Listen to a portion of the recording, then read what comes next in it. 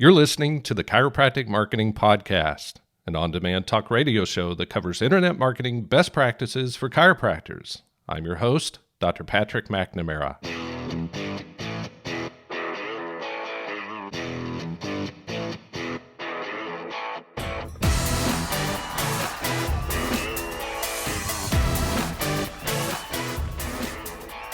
Welcome, everyone, to episode number 25 of the Chiropractic Marketing Podcast.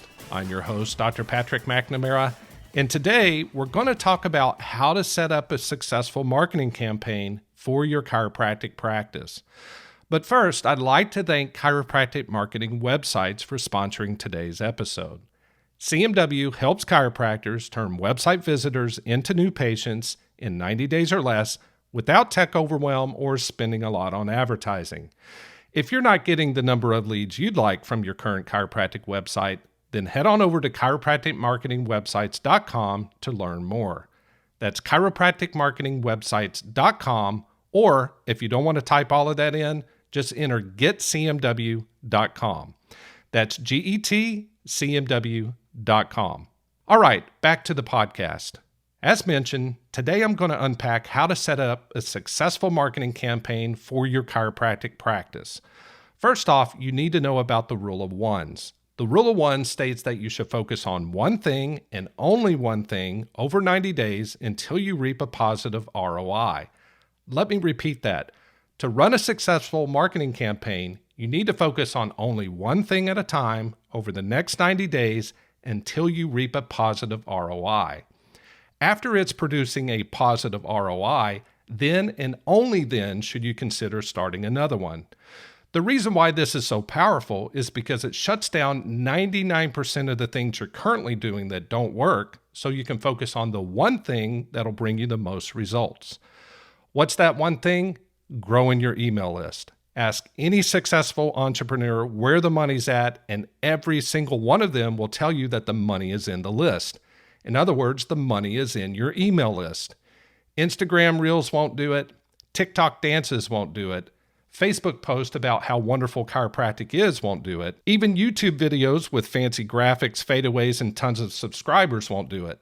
The one thing that'll bring you the most results time and time again is your email list. Now that you know about the rule of ones and what you need to be focusing on, let's talk about how to set things up. First off, your campaign needs to focus on one prospect or niche. Next, it should only have one message that speaks directly to the one prospect you're trying to attract. Your one message needs to provide one solution to the problem your one prospect is facing. Your one solution gives your one prospect one clear path to follow. In other words, it shows them how to get from point A to point B. It doesn't just tell them. Showing them is much more powerful than telling them. Telling them is Me Too marketing, whereas showing them puts you in a market of one. Finally, all of this is wrapped up into one offer that's part of one lead magnet that's attached to one marketing funnel that's promoted through one traffic source. You've probably noticed a pattern here. This particular model follows the rule of ones. So there you have it, a complete blueprint on how to set up a successful marketing campaign for your chiropractic practice. Now, if you don't know how to set all of this up, please reach out to me. I'm here to help. My email address is hello@chiropracticmarketingpodcast.com, or simply visit chiropracticmarketingwebsites.com for more information. All right, that wraps things up for today. So if you haven't subscribed yet, please check out the links in today's show notes or simply visit chiropracticmarketingpodcast.com for a full list of supported platforms. For example, I'm on Apple Podcast, Audible, Google Podcasts, Spotify, and much, much more.